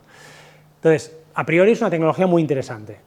Y de hecho también, si la combinas, por ejemplo, con la máquina de esta absorción que hablaba, puedes llegar a hacer frío con el solar. Por lo tanto, dirías, bueno, pues tengo cobertura para el calor, para el frío, estaría muy bien. A efectos prácticos y lo que nos hemos ido encontrando con los años. Ocupa espacio, requiere un mantenimiento que no se están haciendo en la mayoría de los casos, siempre requiere un sistema auxiliar, por lo tanto has de pensar en la solar térmica, pero has de añadir también al sistema auxiliar. Solo te da normalmente o te resuelve la calefacción, el ACS. En Barcelona todavía sería asumible, pero en la mayoría de los sitios la calefacción es complicado cubrirla. Por lo tanto, has de pensar en algo que te caliente, algo que te enfríe si lo vas a hacer. Vas a tener que además añadir un auxiliar para cubrir eso. Te ocupa la superficie. esto, el mercado, el avance de las bombas de calor y de todo, ha ido haciendo que al final, como solución a nivel de global y de números, nos hemos ido replanteando en ese sentido a nivel interno el plantear soluciones alternativas y en la mayoría de los casos pasando por bombas de calor. También eso dentro de todo un marco, si realmente estamos hablando que vamos a hacer una solución de una vivienda prácticamente que está aislada, que intenta reducir al máximo su impacto y de todo, probablemente sí que os diría que utilicéis un termosifón, que es como la misma expresión, es un kit que está todo en uno, que ni siquiera usa bombas, sino que el propio sistema te calienta, se guarda y tal. Entonces, seguramente, para una solución de este tipo, un termosifón funcionaría perfectamente y sería lo aconsejable. Y luego, además, otras soluciones. Pero para una promoción en una ciudad con los requerimientos actuales de prestaciones y de todo, se ha ido desplazando, seguramente por muchos factores, pero a día de hoy realmente la demanda es muy baja y que realmente cuando haces los números encuentras que puedes hacer combinaciones y soluciones con bomba de calor más fotovoltaica muy chulas. Pero bueno, luego también os hablo un poco más de la parte de fotovoltaica, que también tiene sinergias, porque en el fondo si estamos buscando soluciones que nos permitan producir fotovoltaica, que no dejes electricidad, la bomba de calor funcionará con electricidad. De hecho, también se plantean soluciones que tienen solar térmica, más bomba de calor, más fotovoltaica, pero también es ir complicando todo el proceso y al final promociones a día de hoy se ha ido descartando y en muchos de los casos no vamos planteando. La última que hemos hecho sí, en ese sentido, por ejemplo, en el Hotel Vela o en el Hotel Hilton ya plantearon ampliaciones y ahí se han hecho. Y tienen unos requerimientos a nivel normativo también que los obliga a fotovoltaica y a solar térmica, pero promociones a nivel lo que sería de regulación ya no hace falta. Una bomba de calor puedes justificar una eficiencia equivalente, por lo tanto ya no hace falta. Pero bueno, según el que, si por ejemplo en el concepto de WikiHousing, por ejemplo, se plantea que se quiere reducir al máximo la dependencia de tecnología para poderlo internalizar y de todo, seguramente sería asumible, viendo también el proyecto de antes, construirse captadores solares. Entonces, me iría de tema, pero es que hay gente como Antonio Turiel, que están diciendo que deberíamos dejar de apostar por la fotovoltaica y pasarnos a la solar térmica, precisamente porque los minerales, o sea, el ciclo de vida de una placa fotovoltaica pues tiene un futuro más complicado, ¿no? Y cuando metes baterías por en medio también. Entonces, al final, encontrar una solución es complicada a nivel de también transitorios. Estamos en un momento, ya es a nivel personal mío, y en el fondo ya no son respuestas técnicas, son puramente... Si realmente me puedo poner a hacer una fotografía a gran escala al tiempo y de todo, seguramente tiene razón. Es mucho más fácil, porque es eso, es... cobre no es lo que más abunda, pero hay otras cosas, puedo utilizar hierro y aunque no tuviera que extraerlo, sino que encuentro por todas partes, por lo tanto, hacer captadores solares para calentar agua es bastante fácil. Arreglarlos, fabricarlos, se puede hacer localmente, podemos decir que todos los componentes son casi virtualmente infinitos. Las bombas de calor en absoluto, y aunque están muy trabajadas y de todo, no deja de ser una tecnología en que no va a ser de... Siguiente clase, venga chicos, vamos a construir nuestro propio compresor. Pero por otro lado también es un tema también de fases, en el cual la tónica general, y aunque la sociedad poco a poco se va concienciando más, a día de hoy igualmente te giras y las dinámicas y las cosas que empujan a muchas decisiones siguen primando la parte de sostenibilidad en sitios muy abajo, y realmente hacemos proyectos muy relacionados con esto, pero en un contexto y en el cual pues, es complicado. Entonces, hasta que cierto punto, para según qué proyectos, visiones muy maximalistas, evita poder meter otras cosas o ir avanzando. Seguramente, si el tema avanza, va mejor, las cosas se van resolviendo, hay un decrecimiento generalizado, pero a día de hoy, desde un punto de vista, pero eso ya es eso, nuestra aproximación, y de mercado intentamos dar las soluciones con el menor impacto y ha pasado por ahí. Pero bueno, pero es eso, es opinable y realmente si tuviéramos la respuesta, pero bueno. Bueno, voy a ir remontando porque nos van a echar. De hecho, nos han dicho que nos echaban a las 8, ¿puede ser? Sí, a las 8 tenemos que estar fuera. Vale, bueno, entonces... Nos faltan 32 minutos. Bueno, me salto todas las clasificaciones, regulaciones y tal. Lo que os comentaba antes, las bombas de calores normales estarían en este rango. Luego tenemos de alta temperatura y de muy alta temperatura, procesos industriales y tal, pero más que nada que tengamos claro que puedo llegar, en el mejor de los casos, a generar 80 grados, pero también necesito 40 grados en el otro lado, por lo tanto, mi operación normal va a ser que el suelo esté a 15, 20, por lo tanto, si mi bomba trabaja en este rango, ya estará bien. Lo digo porque también, a nivel de propaganda y tal, muchas veces aparecen bombas de calores milagrosas que tampoco no son el caso. Muy atado con lo que hablábamos antes y por qué las bombas de calor, a nivel de lo que supone, ¿no?, el consumo total de energía a nivel de la Unión Europea, ¿no?, que supone un 40% total, a nivel de emisiones supone un 36%, calefacción y ACS suponen 2/3 partes. Entonces, la Unión Europea, de cara a enfrentar todo esto, reducir dependencias de combustibles fósiles, mejorar todo eso, pues tiene toda una serie de directivas, pero que seamos conscientes de este número, que es un número muy gordo. Entonces, eso, de forma sistemática y a gran escala, la Unión Europea ha apostado muchísimo por las bombas de calor. De hecho, llega un momento en el cual dicen que consideran la aerotermia como fuente renovable. Yo ahí me quedé bastante perplejo, ahora os lo he contado como tal, pero consideran eso, que los equipos de climatización, la aerotermia y tal, es renovable, cuando hasta ese momento se consideraba algo como eficiencia, pero no renovable. Entonces, bueno, y en ese sentido la Unión Europea ha hecho una gran apuesta en ese sentido. También afecta, estamos aquí y Europa son muchas zonas, entonces aquí realmente la solar térmica pues es muy fácil, y Grecia, Italia, sur de España está lleno de captadores termosifones y de todo, pero en el resto de Europa el ACS es marginal y lo que consumen es calefacción. Entonces dar soluciones a la calefacción pasa por la bomba de calor. Seguramente no es la solución adaptada para la zona de climas mediterráneos y que se ha hecho pensando en la Unión Europea como global. En instalaciones grandes, también una pequeña púa y tal, pero en instalaciones muy grandes tampoco se acaba dimensionando 100%, por ejemplo, si estamos usando geotermia, no se acaba dimensionando 100% para cubrirlo todo con la geotermia, porque hasta ahora os he dicho cosas buenas, pero la geotermia, que es, de hecho, entre la aerotermia y la geotermia tiene una mayor eficiencia porque el suelo es más estable que la temperatura. La pega es que la geotermia requiere hacer unos pedazos de tubos que son perforaciones de unos 100-150 metros. Entonces te viene un bicharraco con orugas, te empieza a perforar y te hacen agujeros de 150 metros. Por lo tanto, son muy caros. Entonces, una geotermia vertical de ese tipo, calculad que cada perforación de estas ronda los 6-10.000 euros. Entonces, si para una vivienda unifamiliar una perforación 2, pero ya os está dando una idea de que una geotermia es cara. Entonces, intentar hacer... ¿Has dicho el precio de la perforación? Unos 6-10.000 euros cada perforación. Pero antes habías dicho que a 15 metros ya la temperatura es estable, ¿puede ser? Sí, cuando haces si vas metiendo la sonda y cortas, va haciendo esto, pero claro, para conseguir suficiente estabilidad, y no solo estabilidad, sino que puedas extraer suficiente calor, vas hasta eso, de promedio, unos 100-150 metros.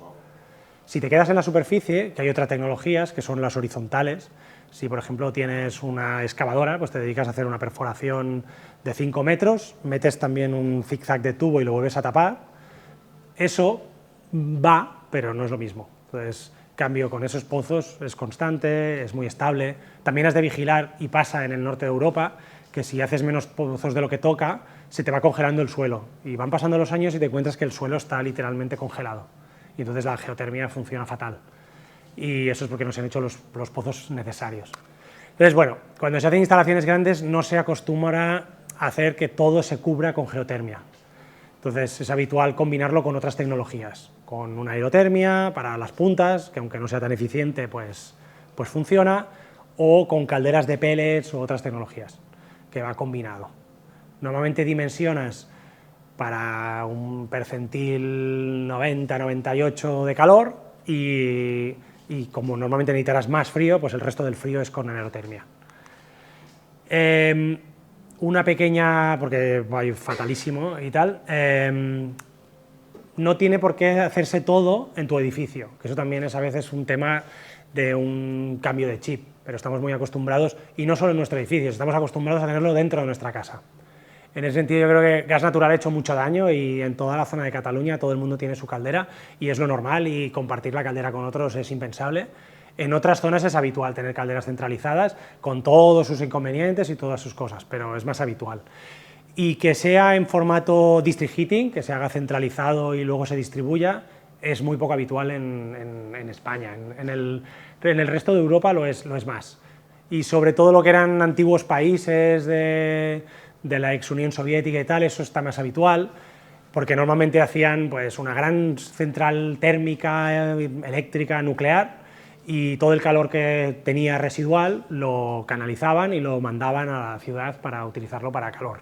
En Nueva York también, que es la meca de... Sí, ahí también tienen vapor y tal. Pero sí, no hace falta, pero bueno, que miras y ex-Yugoslavia, países ex-Unión Soviética, en esos casi todos, y aún así también hay en Alemania y tal. A día de hoy, bueno, estas soluciones, su principal desventaja es que tienes un montón de pérdidas por la distribución. Las de lanzarte con unos tubos y entonces ese calor se pierde por el camino.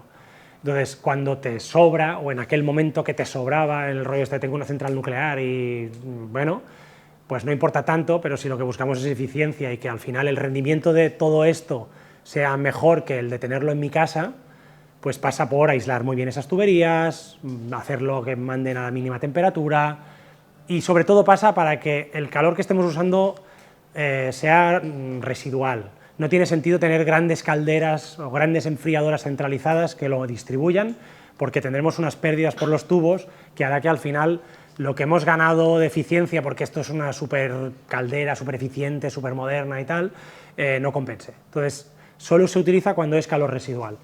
Barcelona, por ejemplo, tiene dos casos, ¿no? Pero sería el caso de Districlima en la zona de Poblenou, que básicamente lo que utiliza es el calor residual de la incineradora. La incineradora genera un montón de calor, tiene una pequeña ciclo de potencia que hace electricidad, pero principalmente vende vapor a la central de al lado, que es Districlima, y entonces Districlima coge ese calor y lo transforma en frío con una máquina de absorción. Entonces distribuye por toda la zona del Fórum y de Poblenou, distribuye por tuberías frío. Entonces, como ese frío se ha hecho con un calor que es renovable en el sentido de que se está quemando basura principalmente, pues llega y muchas de las oficinas que hay por esa zona se aprovechan de esa energía. En el otro lado de Barcelona también hay otro. ¿Distribuye calor? Sí, también distribuye calor, sí, pero bueno, la principal demanda es de frío por las oficinas, pero sí, hace frío y calor. De tanto, y ha triunfado tanto que necesita lo que son las estaciones de punta, creo que había aquí. Bueno, el esquema típico es la generación, tiene su acumulación y tal, y luego las distribuciones. Y en los edificios no tienen nada y solo tienen una unidad de una subestación, que es un intercambiador de calor, que coge ese calor y luego o frío y lo distribuye. Ha triunfado tanto, se ha extendido tanto que necesita estaciones de punta, que son elementos por ahí, porque si no, no llega tanto en algunos momentos. Pero bueno, y por ejemplo, otra cosa graciosa que se está planteando hacer es que en la zona del puerto hay lo que se conoce como una regasificadora. Llegan barcos con gas licuado y en el momento de transformar ese gas licuado y expandirlo en gas para meterlo en la red, es un proceso muy endotérmico, se necesita calor y aparece literalmente hielo alrededor y aparecen temperaturas criogénicas, temperaturas súper bajas. Entonces, la idea de un proyecto que se está planteando es aprovechar ese frío para hacer también una red de frío, simplemente, o sea, ahí no hay generación, simplemente es alguien muy lejos ha comprimido el gas hasta licuarlo en el barco y cuando llega y el gas se expande, entonces es cuando genera este frío. Y entonces quieren aprovechar ese frío para hacer otra red de distrito, que en ese caso iría por la zona de Mercabarna y tal, creo que Mercabarna sería el principal consumidor. Cosas más pequeñitas y más modestas, un proyecto que hicimos en Olot, que básicamente tenían toda una serie de infraestructuras, un hospital, algunos edificios y tal, el mercado, que necesitaban reformarse, que estaban interesados en buscar alguna solución más renovable, pero tenían problemas principalmente de espacio, es la zona bastante del centro y tal. Entonces, el hecho de plantear una mini red de distrito permitió incorporar una tecnología como la biomasa, que a lo mejor para un único del suelo de los edificios no habría salido, además la biomasa ocupa relativamente espacio porque hay que meter el almacenaje, entonces permitió que se hiciera centralizada y se distribuyera al resto de sitios. También se incorporó una geotermia, bueno, este dibujillo en teoría es una geotermia, y fotovoltaica, entonces Bueno, de esa manera pues, se podían alimentar con esas dos tecnologías que habrían sido caras para un único caso, para múltiples edificios. Luego además el proyecto también es bonito porque estaba la gente de la olivera que quería diversificar su actividad, que estaban solo con los yogures, entonces querían incorporar otros perfiles a los que ya tenían de gente con temas de disminución psíquica y querían añadir otros perfiles, entonces veían en el proyecto de proveer biomasa a la instalación como algo en el cual podían hacer proyectos de reinserción, y entonces con el proyecto quedaba bastante redondo porque limpiaban los bosques, hacían el nuevo proyecto de biomasa La Falleda y luego pues alimentabas a toda la zona, aparte que, bueno, controlabas las emisiones, los recursos y tal. Me salto todo esto, que son más que nada grandes infraestructuras de máquinas de clima y tal, que es, se escapa un poco, pero bueno, hay por aire, por agua, la típica doméstica que al final es con refrigerante, que serían los splits, ¿no? Tengo la mochila fuera de casa y luego tengo elementos dentro de casa y tal. La versión monstruosa que es el VRV, que de hecho desde un punto de vista de eficiencia es muy chulo porque controlas diferentes elementos terminales, puedes hacer eso que os comentaba antes de coger calor de esta zona que les da el sol y usarlo para calentar este lado que es el lado norte y tienen frío, y puedo controlar independientemente esta sala de esta sala y tal, está muy bien, pero requiere una cantidad enorme de fluido refrigerante, que era lo que os comentaba antes, que no molaba mucho. Bueno, voy fatal. Hay toda una serie de temas más, ¿no? que son necesarios. Solo hemos tocado la climatización, que es el tema de calentar el agua, calentar o enfriar la vivienda. Otro tema muy importante, os hago el resumen y vamos a ir saltando a lo loco. La ventilación, ¿vale? Tiene relación con la parte de climatización, pero también con otros temas. Básicamente, temas de calidad del aire, los que estamos aquí estamos emitiendo CO2, pero no solo eso, sino que ya empezamos a sudar, empieza el tema a caldearse. No, bueno, no, estoy oliéndome a mí mismo, dando mi muestra ahora soy yo, pero bueno, me quiero poner polo para estar más elegante y lo estoy pagando. Bueno, entonces tenemos este tema, ya es un tema más de eso, renovación del aire, de renovar esas partículas y de todo. Me lo voy saltando, pero bueno, malos olores, humedades. No solo tiene que venir de fuera la contaminación y partículas, sino que eso también lo podemos estar generando dentro. Hay toda una clasificación de cosas que aparentemente parecerían bastante subjetivas, ¿no? De esos niveles de contaminación ambiente que genera una persona en función de su actividad, si es un fumador, si no lo es, si es un atleta, entonces, bueno. Y en base a eso también estudios que son bastante subjetivos en el sentido de que son encuestas de confort y de todo, pero también está muy relacionado con otras cosas que no son tan subjetivas como podrían ser temas de edificios enfermos y de síndrome del edificio enfermo, en el cual está bastante demostrado que diferentes niveles de esos indicadores están muy asociados a patologías en las viviendas y al final, pues bueno, edificios que aparentemente son súper nuevos, súper eficientes, que los han hecho súper bien y aislados, que pueden haber otras causas, pero a veces por un tema de falta de ventilación acaban siendo edificios no saludables. Que ese es otro problema relacionado con el anterior y con lo que veníamos antes. Hablábamos de hacer un superedificio que gastara lo mínimo posible, que sea súper eficiente. Pues lo que acabamos haciendo es un edificio súper hermético, súper cerrado, con unas soluciones súper estancas. Eso hace que al final toda la entrada de aire que hagamos se haga por ventilación, y aquí pasa a ser esta parte muy importante. Si tenemos control de ese edificio y lo hacemos desde el principio, podemos trabajar para que no sea así. Pero la forma de construir a día de hoy, que es muy de seguir la normativa te define un tipo de cerramientos, un tipo de soluciones, y eso nos lleva a edificios muy estancos. Entonces, es súper importante controlar la ventilación y los filtros de esa ventilación y cómo lo hacemos, porque si nos estamos encerrando dentro, nos estamos metiendo un montón de gente y ventilamos mal, entonces allí estamos haciendo y estamos pasando gran parte de nuestra vida en edificios con unas condiciones a nivel de calidad ambiental y de confort, que el confort estará bien, pero de la calidad ambiental puede ser una mierda importante. Entonces, bueno, hay toda una serie de categorías y asociadas también a los filtros. En ese sentido, esto más o menos es un esquema de lo que acaba siendo un equipo de tratamiento de aire, que hay en muchos edificios, oficinas y tal, que pasa por una serie de etapas que en el fondo intentan filtrar y eliminar tanto partículas y contaminantes que vienen del exterior, de las ciudades, porque de hecho, bueno, ya os lo podíais imaginar, ¿no? Pero en las zonas rurales la calidad ambiental, que serían los indicadores, fantástico, y en la ciudad también fantástico, en los peores niveles que puedes tener. Entonces, bueno, te encuentras lo que aparecía en este esquemilla, ¿no? Que estás en tu oficina y te está entrando el aire por aquí, pero estás cogiendo bueno, un aire fantástico del exterior. Entonces, bueno, se intenta luchar contra ello con toda una serie de filtros y esas cosas. Relacionado con esto y volviendo otra vez a la parte de eficiencia, la otra opción sería, pues nada, ventilación, a lo loco, vamos a entrar aire del exterior a montones. Pero entonces, claro, eso choca con lo que hablábamos de eficiencia. Si he gastado electricidad para hacer que el aire esté fresquito, en la humedad óptima o caliente, pues solo falta que ahora cojo todo ese aire y lo renuevo una vez por minuto o una vez a la hora, lo tiro todo y lo vuelvo a climatizar una vez que entra. Entonces ahí es muy importante la parte de la recuperación de energía en el aire. Y se usan trastos de este tipo, que de hecho se veía alguno desde aquí de las cubiertas, que por dentro son tan glamurosos como esto. Hay una especie de intercambiador de placas, entonces entra o sale, esto no lo sé, el aire por aquí, pasa por aquí y va por aquí. Esto es un ventilador que entra el aire por aquí y empuja. Y el aire que pueda entrar va al revés.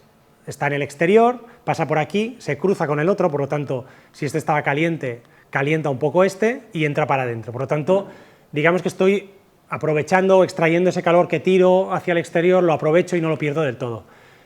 De hecho, así como esquema, pues os dais una idea que más o menos es posible al final recuperar valores de eso, un 60% de la energía que lanzo, soy capaz de recuperarla, por lo tanto no es tan grave dentro de lo que cabe, pero bueno, pero igualmente la ventilación no deja de ser algo muy importante. Entonces, no sabía hasta qué punto que habíais hecho de estos temas de ventilación, pero hay una pequeña cuña por aquí y tal, pero nos encontramos en que en muchos momentos del año hay periodos en los que nosotros dentro simplemente ventilando de la forma clásica sería suficiente para que las condiciones del interior fueran confortables. Entonces, es importante detectar eso, porque básicamente pasa por abrir ventanas. Si estoy en mi casa, abro la ventana; si estoy en un edificio de oficinas, en un piso número 20, con cristales blindados no se puede, por lo tanto lo tiene que hacer alguien por mí. Entonces, bueno, la parte de ventilación es importante. Hay un montón de soluciones para trabajar esta parte. Yo imagino que en las partes más de arquitectura y el diseño trabajaréis, y hay muchísimas soluciones, desde pozos canadienses, que la idea es meter el aire y que pase por el suelo y se enfría, a soluciones más activas en las cuales se calienta tejados o zonas de manera que se produce convección y arrastran el aire de diferentes zonas. Entonces, eso imagino que ya lo iréis haciendo. No es algo nuevo y del siglo XXI, sino que son cosas que ya se llevan haciendo un montón de tiempo, y por ejemplo, soluciones de estas en Irán son del año de la Catapún, que básicamente son torres de este tipo que dices que guay, no sé qué será, pues básicamente son torres que están orientadas a intentar canalizar el aire exterior, venga de donde venga, empuja ese aire y va a zonas que están en el interior y luego suben generando depresiones, arrastrando aire que viene de otras zonas. Esto podría parecerse a un pozo canadiense que pasa por zonas de freático o acuíferos internos, de manera que al final consigues condiciones de confort, humedad muy agradables, con sistemas que tienen 0 ventiladores y que es muy antiguo. Bueno, agua y saneamiento también, muy rápido. Hemos hablado un poco de que hay que calentar el ACS, el agua caliente sanitaria. La parte de cómo lo calentamos lo dejamos ya por hecho, pero aún así, ese agua, una vez que ya me he duchado o la he usado para los platos, va al fregadero y del fregadero a la fiesta.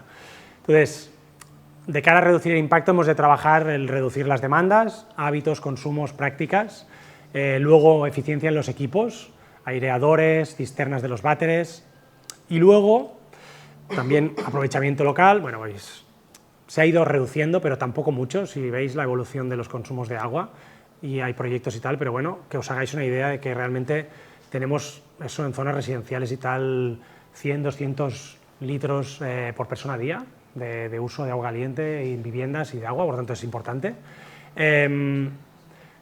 Otra que os decía es el aprovechamiento del recurso local, no deja de ser otra que aprovechar la lluvia. En la zona que estamos, zona mediterránea, y parece que con el cambio climático todavía más, es algo que es muy estacional, por lo tanto hay que pensar en sistemas de acumulación, lo que dificulta todo más. Seguramente son cosas que se pueden hacer en cierta medida a nivel de edificio, pero se hacen también a nivel de otros espacios. Creo que esto, no lo tengo muy claro esta foto, pero por ejemplo Barcelona, toda la ciudad se ha ido construyendo. ¿Es la Casa de las Aigües? Creo que sí, por eso Barcelona se ha ido construyendo literalmente sobre ríos, entonces el freático está muy arriba, entonces no sé si lo sabíais, pero al construir todos los metros básicamente están literalmente bombeando agua constantemente porque si no se inunda el metro. Entonces, no tanto literal, no, pero en muchas zonas a la mínima se te inunda. Entonces esas bombas, en lugar de recuperarlo y tirarlo al alcantarillado, lo que hacen es acumularlo en diferentes acumuladores. Hay un superdepósito también para pluviales y para otros, debajo del Parkway y en varios sitios. Y todos tienen funciones de guardar ese agua, y entonces, no sé si habéis visto los de Beceneta o de Parcs i Jardins que hablan de reguem amb aigua freática, es porque están usando este tipo de agua que sacan de ahí abajo. También sirve para cuando hay crecidas evitar que se inunden las cosas. En la zona del Paral·lel, que se ha inundado varias veces, haría falta ver qué ha pasado ahí, pero hay varias de estas infraestructuras, pero aún así también se pueden llegar a plantear dentro de los propios edificios, en los propios tejados y tal. Luego, la siguiente fase, si ya estoy reduciéndolo, soy más eficiente y la puedo captar de alguna manera, me voy al tema de intentar reciclarla. Y de ahí soluciones de, o la recojo toda, la que puedo, ¿no? Porque al final tenemos principalmente, ¿no?, fregadero, lavabos, duchas, bañeras y váter, riego, limpieza y tal. Realmente podemos recuperar gran parte y es reaprovechable, aunque no sea del mismo uso, no es de agua, no es de boca. Entonces, con soluciones relativamente sencillas se puede llegar a hacer. Entonces, hay desde las aproximaciones de tener un doble sistema de grifo con aguas tratadas o no tratadas, a reaprovecharlo para rellenar cisternas y cosas así. Y luego ya en última instancia es, vale, lo que me queda de agua que ya no he podido tratar, que no puedo reaprovechar ni nada, ¿qué hago para tratarlo? Entonces, hay diferentes estrategias y tal, se ha mencionado antes, pero el tema de fitodepuración con plantas y tal nos permite tratar bastante bien esas aguas en diferentes niveles. Esto es en una universidad de Washington, pero sin ir tan lejos, por ejemplo, el edificio de Calalier, que es donde está la sede de Vitabitat, que es donde, bueno, en la que ha financiado esta primera edición. Participamos en este proyecto y entre varias cosas que tenía, pues tiene toda una fachada que hizo, creo, no sé cómo se llama la gente, pero era una solución comercial que era un muro Babylon, que básicamente hacía un tratamiento de las aguas y tal en base a la fachada, entonces recogía las pluviales, lo pasaba por aquí y eso se utiliza luego en las cisternas del edificio y tal. Bueno, a ver, vamos a ir saltando porque si no llegamos a ninguna parte. Me salto iluminación, que tampoco no tiene mucho, pero no tiene mucho, de unido. Es importante que consigamos que nuestras viviendas tengan iluminación natural al máximo. Todo lo que no podamos cubrir con eso lo vamos a tener que hacer con soluciones eléctricas. En ese sentido ya no nos vamos a los LEDs, no hay mucho debate. Dentro de la iluminación también habrá que ir con cuidado porque la iluminación sin unos sistemas, persianas u otros elementos puede acabarnos generando más calor y vale, ahorro en electricidad y es muy confortable pero me achicharro. De ahí el eterno debate y problema con los edificios de oficinas todo cristal, que están muy de moda, pero a nivel de clima y consumo pues son un desastre. Luego también está el tema de confort de iluminación, que también hay que tratarlo, pero bueno, es complejo y en esos edificios también es un problemón. Y luego, bueno, residuos que también no entraríamos, es externo, pero que también es un problema. Voy a elementos prefabricados que para el proyecto en sí tendrá más sentido. En los últimos años han ido apareciendo soluciones prefabricadas de muchas cosas. Entonces es algo que para el proyecto en sí, WikiHousing, puede tener sentido. Están más bien pensadas para temas y proyectos muy repetitivos, pero podrían tener alguna solución. Esto, por ejemplo, es un badpot, que sería eso, una unidad de baño. Viene del sector náutico, pero se está implementando en edificios de viviendas. Seguramente esta no es la opción más interesante, pero bueno, viene ahí, tienes un baño divino de la muerte en una unidad que colocas, y de hecho este, por ejemplo, ya está pensado para tener el baño grande, vamos a decir, de la vivienda, más el aseo, todo en uno con los bajantes incorporados. Por lo tanto, quien construye de forma ya sistemática, a gran escala y a gran velocidad, usa soluciones de estas. No creo que sea el caso para WikiHousing, pero hay otras cosas que sí pueden servir. Hay cada vez más kits y elementos que están ya prehechos. Entonces, intercambiadores, subestaciones de viviendas para el ACS y otros elementos que ya están hechos. Entonces, que a lo mejor no sería falta meterse en ello porque pueden ser elementos que por control y tal son complejos y entonces puede ser que os puedan resultar útiles como tal. Y se hace ya en cualquier cosa, incluso bajantes de viviendas se hacen. Entonces, ya sean distribuciones en horizontal o en vertical, te vienen ya fabricadas en el camión y las montas, que podría ser una forma de resolver problemas técnicos que veáis que os puede costar. Con eso también se hace a nivel de salas de calderas y bloques y de todo. Se venden, por ejemplo, unidades en contenedores o en contenedores que son la mitad de los que hemos visto antes, que te viene todo el kit de biomasa, en la cual tienes una caldera de biomasa, el almacén y el sistema de alimentación, y tú lo compras hecho, te lo llegan con el camión y te lo colocan. Por tanto, también podrían ser soluciones que os puedan interesar. Y luego también, ya más a nivel de instalación y entrando, se ha avanzado mucho. Aquí también habría todo un debate de las instalaciones que se hacían con tuberías de acero, de plomo, de cobre en las viviendas a las actuales. Ha habido un salto. Por un lado hay una serie de ventajas, que es la facilidad. En este caso, por ejemplo, es una solución alemana que directamente ya no necesitas ni una herramienta, o sea, bueno, cortas el tubo, pero podríais cortar con una sierra de metal, y luego colocas este cabezal y una serie de elementos y puedes empalmar dos tubos y no has necesitado una herramienta y lo haces con las manos. Sin irnos tan extravagante, tan exagerado, hay muchas soluciones que son para polietileno reticular y otras cosas en los cuales pones como unas bridas metálicas y eso, unir tuberías es súper fácil. En la mayoría de los edificios nuevos, detrás del pladur o por dentro del pladur hay toda una serie de esas tuberías que se montan súper rápido. Ya se acabó el rollo artesanal este de giro con el codo, pongo un codo, giro, bajo, sino que si quitáramos el pladur veríamos unos quiebros y unos giros de los tubos espectaculares. Entonces, hasta ahí muy fácil y dentro del marco de WikiHousing, guay, porque podríais hacer una instalación muy profesional y, para no decir, con los mismos acabados de alguien que se dedica a ello, fácilmente. La pega. Los materiales, estamos hablando siempre de materiales plásticos que tienen una vida útil determinada. De hecho, el polietileno reticular, que es el típico de estos tubos, si lo sometes a presión y temperatura se degrada rápido y la vida útil no se estima que sean más de 20-30 años. Por lo tanto, no contemos que esto va a durar para toda la vida. En cambio, una instalación de cobre, una instalación de acero, dura muchísimos años más, se puede reparar, es mucho más fácil. Desde un punto de vista de impacto, si lo hiciéramos, seguramente, eso, el nivel de reciclabilidad de sus elementos, de durabilidad, sería mayor. Entonces, si vemos eso, la fotografía, lo que comentábamos antes, si queremos la fotografía completa, podríamos plantearnos hacer tuberías de cobre, que tampoco es tan difícil, tiene su qué, pero se podría llegar a plantear, pero realmente hay soluciones muy, muy fáciles. Y ahora, antes de 5 minutos, os hago un salto ahí mortal y me voy a la otra y ya está. A ver.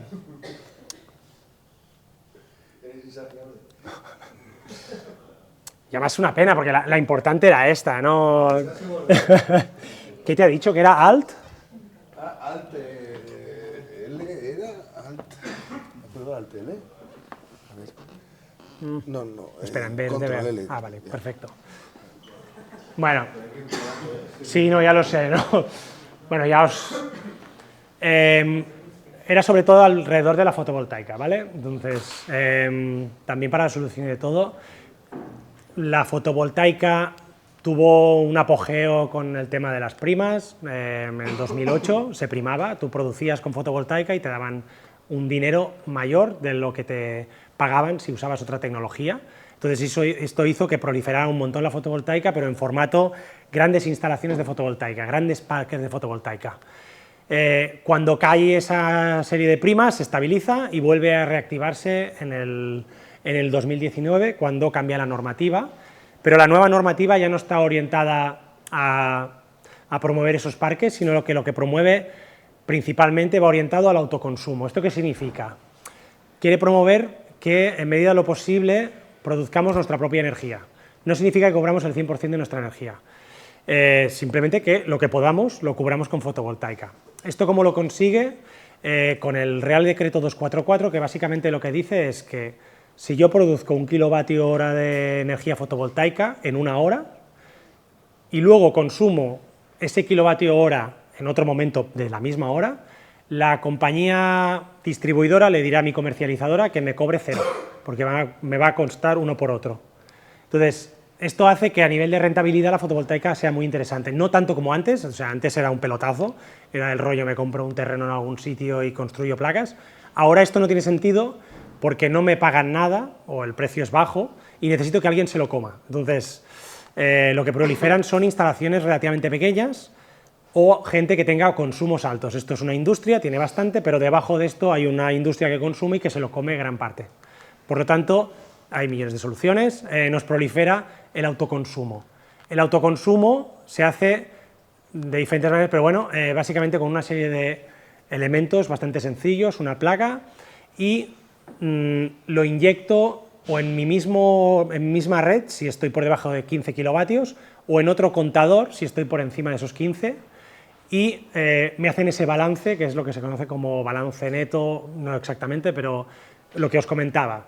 Calculan cuánto produzco durante esa hora, cuánto gasto, me hacen el balance, si coincide, pagaré 0, si genero algo más, me pagan, pero poco.